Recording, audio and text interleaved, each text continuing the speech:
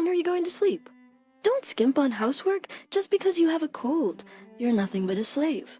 Startled by my husband's angry voice at close range, I sprang up from the sofa. Today, I had a fever of 104 degrees in the morning and decided to take the day off from work. Just epicycling and seeing me in poor health, my husband showed no concern and said, if you're taking a day off, make sure you do the housework before he left for work. If the housework wasn't done before my husband returned, he would become furious and scold me. Just the thought of it was terrifying. However, my body wouldn't cooperate, and it seemed I had been sleeping as if I had passed out until now. It was already dark outside, and when I woke up, my husband was standing in front of me with a fierce look, having returned from work. Don't tell me you spent the whole day sleeping. What do you have to say? Be confronted by my husband? I felt the blood drain from my face. I wanted to run away in fear, but my body was too heavy to move.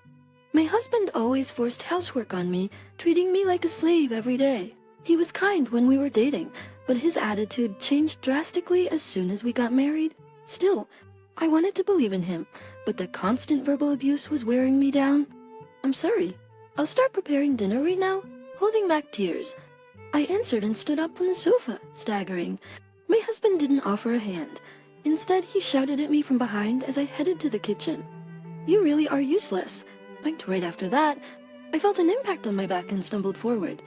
Incredibly, my husband had kicked me hard from behind. Hurry up and make dinner and clean the bathroom. By the way, there was no beer in the fridge. Go buy some right now. Looking down at me as I fell, he urged me on in a cold voice, and I couldn't take it anymore. It felt like I was being told I was only worth as much as a slave, and despair welled up inside me. Tears streamed down my face, not understanding why I had to be treated this way. Begging you, please stop. I appealed, but my husband just sneered. Just as he was about to kick me again, a familiar voice that wasn't his was heard at the entrance of the living room. My name is Maya. I currently live alone, away from my family home, and work as an office assistant in a company. I lost my mother at a young age and lived with my father until I got a job. My father, gentle and earnest, poured a lot of love into me, his only daughter, making up for the absence of my mother. I'm truly grateful to my father, who went through a lot of trouble but worked hard to raise me and send me to college.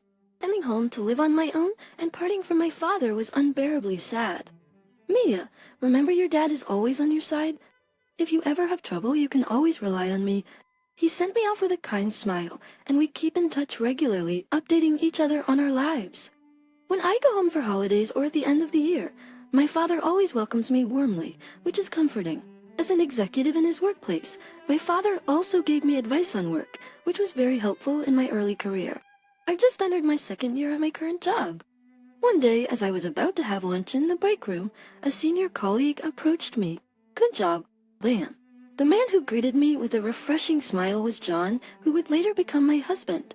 John, 3 years my senior, works in sales. In fact, John is the son of the company president. However, he never flaunts it and always greets me casually in the break room. Being close in age made it easy to talk to him, and I had a good impression of him from before. Seem to be working hard lately. Our sales successes are thanks to the support from office staff like you. Maya, thanks always. For clocking actually, as he said, making me naturally smile. Thank you too, as I responded. Gong continued, you know. I've been wanting to talk to you about things other than work. How about we have dinner together sometime? Apparently, he was attracted to my earnest attitude towards work and wanted to deepen our interaction. I was surprised as I had never been approached so actively by a man before. Really? Are you sure about me? Of course. If you'd like, let's exchange contact information. I'll send you a message tonight, John said with a smile to a bewildered me, pulling out his smartphone to continue the conversation. Sometimes, John's somewhat assertive side shows through. He's always clear about what he wants and never shies away from anything. On the other hand, I've always been timid and often find myself unable to voice my own opinions just from the look on someone else's face. That's why John's assertiveness and decisiveness seemed so attractive to me. From the day we exchanged contact information, we began interacting privately and went out to eat together many times. As we spent more time alone together and our relationship deepened, John confessed his feelings to me. Surely go out with me? He asked seriously, and I was overjoyed. By that time, I had also developed feelings for John, so nodding was the only thing I could think of. Thus, we started dating as a couple and everything seemed to be going well. However, when it became known at the company that I was dating John, warnings started coming from other seniors and colleagues. Formality issues? There are even people who have quit because of him, though a senior who had always been kind to me advised me. A colleague I was close with also said he yelled at a junior in the break room just the other day, right in front of everyone. I'm not trying to be mean, but you really should think twice about dating him. Despite these warnings, I couldn't imagine John, who I knew, doing such things. Sure, he could be assertive, but I couldn't picture him cornering someone or yelling. I knew my seniors and colleagues were trying to look out for me, but it hurt to hear John being treated like a bad guy. He was always sincere with me, leading me whenever I lacked confidence or decisiveness. I loved him for that, so I decided to take rumors with a grain of salt. Even after hearing these things, our relationship continued, and one day, a year into our dating, John asks, "Hey Maya, shouldn't we think about getting married soon?" We were spending a weekend at his place when he popped the question. I was 25 and John was 28 at the time. Honestly, I felt it was a bit early, but John, eager to marry and always quick to act, pressed on. "Retaliation, I really love you, Maya. I wanted to make it official as soon as possible. You want to marry me too, right?" "Yes, of course. Then there's no need to wait. We both have stable incomes, and I won't object if you want to keep working after we marry." Unable to come up with a reply, I eventually gave in to his determination and nodded. "Yes, thank you, Viley. I'll always cherish you, go." Seeing his joy, I couldn't bring myself to express my anxiety about marriage. But I too wanted to marry John someday and decided to look forward to it positively. Our year together had been so enjoyable, surely our married life would be too. Soon after, we went to inform my dad at my family home. He was surprised, but then smiled gently. "Amy is not a kid anymore. I won't oppose what you've decided." Then he looked straight at John and bowed deeply. "Please take good care of Maya. She lost her mother early and doesn't have siblings, so she's had her fair share of loneliness. I'm entrusting you to be there for her. Dad always put me first." His words were filled with love, and I teared up, even though we weren't married yet. "Yes, count on me." John replied confidently, "Du kannst, Maya. I'm always here for you in this house. If things get tough, you can always come back," Dad said as we were leaving. His warm words brought tears to my eyes again. I was so happy that Dad blessed our marriage. A few days later, we visited John's family. John's father, the president of our company, is strict at work but laid back in private. His mother welcomed me warmly, happy about our marriage. "Please take care of our son. Even if he ever causes trouble, feel free to reach out," his father said formally. I was surprised, having only seen him in president mode before. "Don't be so formal, Dad. You're surprising me, yeah," John said, but his father, serious in nature, never treated me lightly and always showed respect. John had told me his father was strict and intimidating, but to me he seemed thoughtful and kind, feeling reassured that I could build a good relationship with my in-laws. John and I got married and moved into a spacious apartment to start our life together. I decided to continue working while managing the household chores. However, looking back, I realized I underestimated what marriage entailed. I had hardly ever argued with John and believed we'd continue to live harmoniously as a married couple. I was painfully mistaken, and it became clear just a week after our wedding. As we settled into our life together, I started noticing John's flaws that hadn't bothered me during our dating period. Like Zersk, John never helped with household chores. Despite both of us working full-time, my suggestion to share the responsibilities was dismissed. Even though John had lived alone before our marriage and was capable of doing housework, he completely stopped once we got married. Housework is the wife's job, isn't it? Unlike you, who sits at a desk all day. I field work. I come home tired every day. There's no way I can help with chores. He would excuse himself, leaving everything to me. Indeed, John was busy with client meetings and negotiations every day, often working overtime. It felt wrong to ask him to help, but the problem didn't end there. "Hey, where's dinner? The bathroom isn't clean either. I'm tired, so hurry up. Oh, and there's no beer. Go buy some later." John would command from the sofa upon returning from work. His continuous demands nearly drove me to my breaking point. "Wait a minute. I just got back too. I'll start cooking now. Can you pick up the beer?" "What? Why should I go out again? Stop complaining and go buy it yourself." He would yell back, winning the argument with his intimidating tone. "Like your marriage. John's treatment towards me changed quickly, becoming arrogant and dismissive. His attitude wasn't limited to our home. One day at the office during lunch in the break room, I heard his irritated voice. "How many times do I have to tell you? Why can't you get it right?" I turned to see John scolding a subordinate, a colleague, who had previously told me about John's behavior. "Side there he goes again," I whispered. John used to do that before. She nodded. "Yes." He even made someone apologize. He does it regardless of the place. I couldn't believe it, and looked back at John, who was still angrily berating his subordinate. "This company will be mine in the future. If I become president, useless people like you will be the first to go." I couldn't stand listening anymore, and approached him as his wife. "I couldn't just watch. What are you doing? Stop it," I said. John glared at me annoyingly, and then realized everyone in the break room was watching. He clicked his tongue and left without a word. That night, John came home and immediately yelled at me.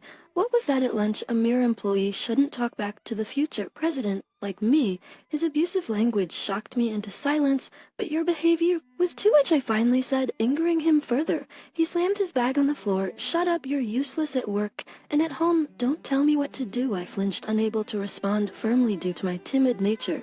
His words hurt deeply. He used to appreciate my hard work. I had been doing my best at both my job and housework. Even after a tiring day at work, I always managed to finish all the chores, but John never acknowledged that, leaving me heartbroken. I began to see John verbally abusing employees. More often, however, he cleverly hid his true nature in front of his father and superiors, targeting only those weaker or lower in rank. Boasting about inheriting the company, he continued his unjustified tirades. The bad rumors I had heard were true. Moreover, John's tyrannical behavior worsened towards me. "What, dinner's not ready? Isn't the bathroom cleaned yet? You know when I come home. Normally everything should be perfectly prepared." He would criticize coldly. It was impossible to have everything ready by the time he got home unless he worked late. Yet he would sigh deeply and say, "What's the point of being married if my wife is this useless? You're no help at work either." "I'm sorry. I'll get it ready." Now I would reply weakly, feeling his cold gaze, being constantly berated as useless at work and home, treated like a slave. My spirit began to break. Living with John had become so unbearable that I thought about contacting my father or father-in-law for help. However, they had both been so supportive of our marriage, and I didn't want to burden them with my problems. Above all, I was most afraid of John finding out if I confided in anyone. I was sure that would lead to even worse treatment than I was already experiencing.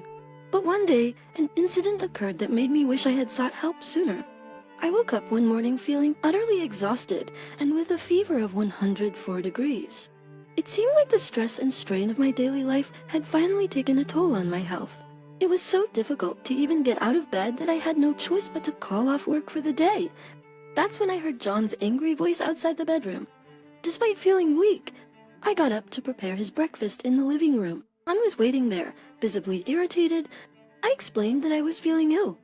I took my temperature and it's 104 degrees, so I've decided to take the day off work. "I'm sorry, but I can only make a simple breakfast." I apologized. John just glared at me disdainfully and said coldly, "It's just a cold. Take better care of yourself." He showed no concern for my well-being. After reluctantly eating the breakfast I managed to prepare, John coldly said, "Don't just sleep all day because you're off work. I won't stand for any slacking off in the housework," and left for work. Before we were married, John would have come to take care of me if I was bedridden with a cold.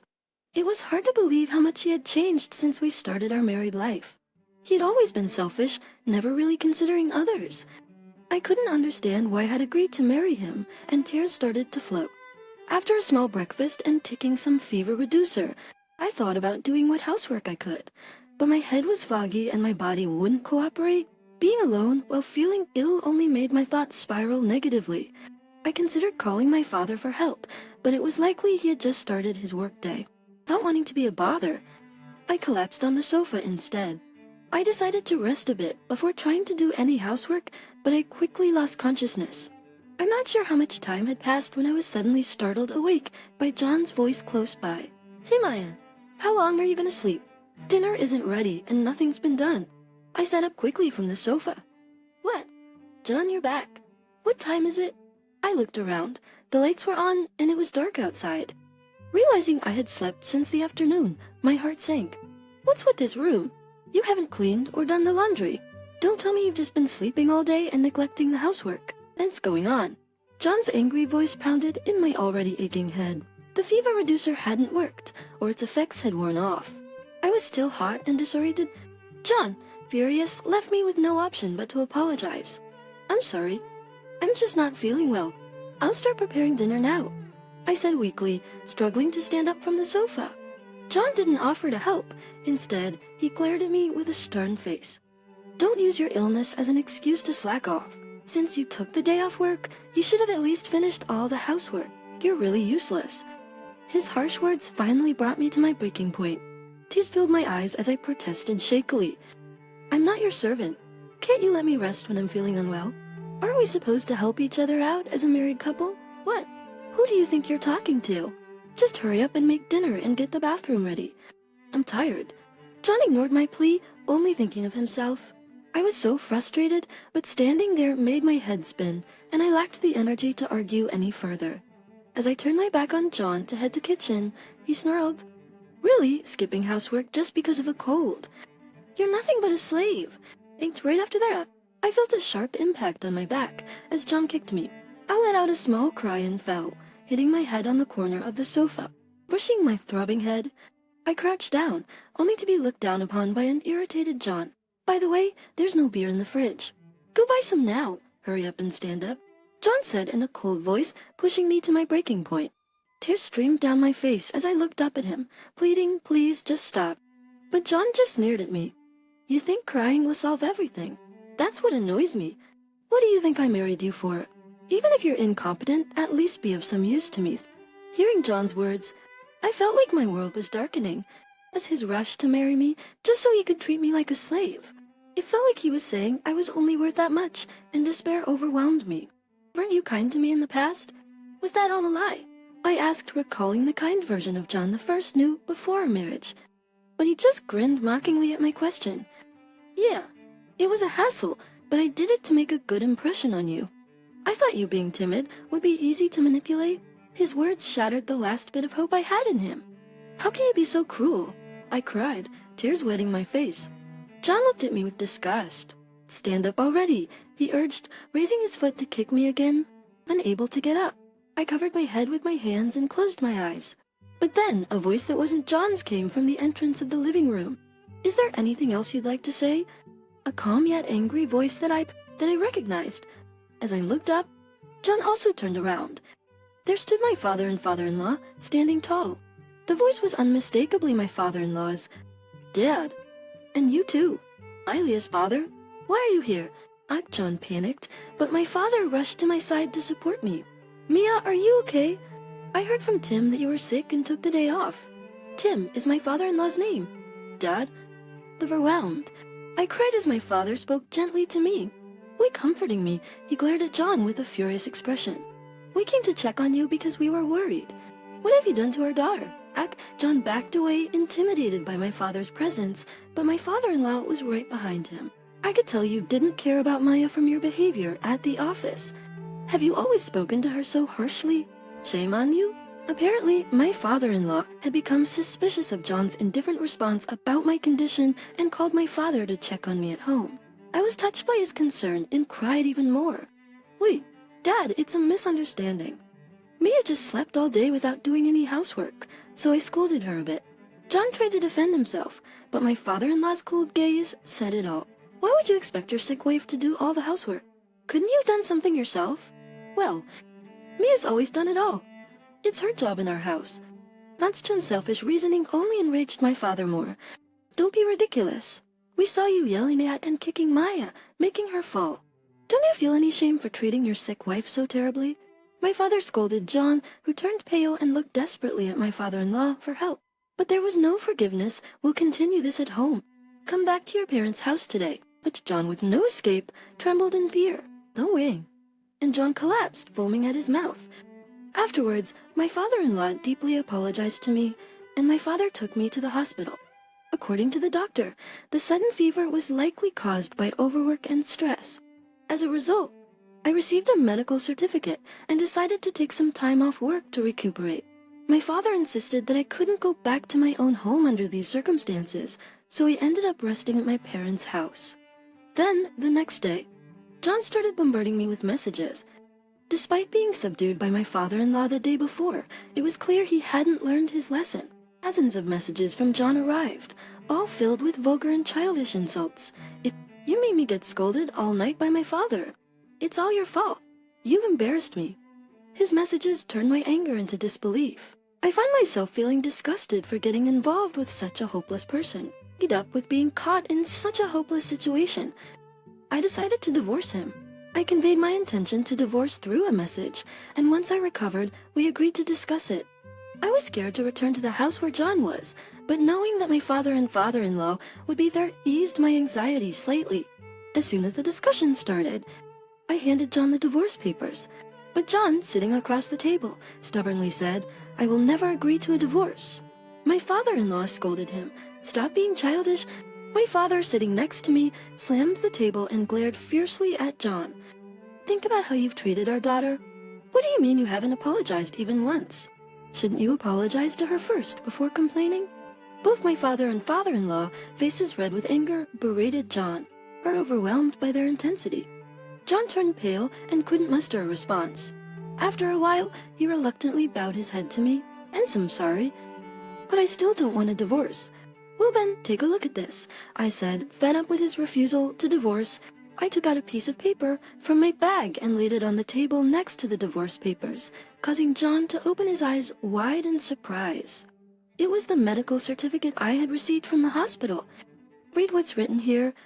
"My fever was due to the mental stress and overwork caused by you. If you don't agree to the divorce, I'll take this to court." "Court? Wait, please don't." John started to panic, but I was prepared to go to court if he refused to consent to the divorce. Besides the certificate, my father-in-law had cleverly recorded a video as evidence when John kicked me, putting John at a significant disadvantage if this went to trial. John looked to my father-in-law for support, but there was no way he would defend him. Then, with a stern expression and a silent, urging gaze, my father-in-law waited. "All right." John finally conceded and signed the divorce papers with a heavy heart. Thus, our divorce was finalized, and I received a substantial alimony payment. I returned to my parents' home and began living with my father again. After our divorce, April's show, John's behavior at the company became widely known, and his previous tyrannical actions led to him being viewed disdainfully by his colleagues. His pride wouldn't allow him to resign, so he continued to go to work, though under uncomfortable circumstances. Despite causing such a commotion, he still believed the company would one day be his. However, my father-in-law, furious about the recent events, decided to appoint a competent employee from within the company as his successor. Once this was declared, the employee's attitudes towards John changed dramatically.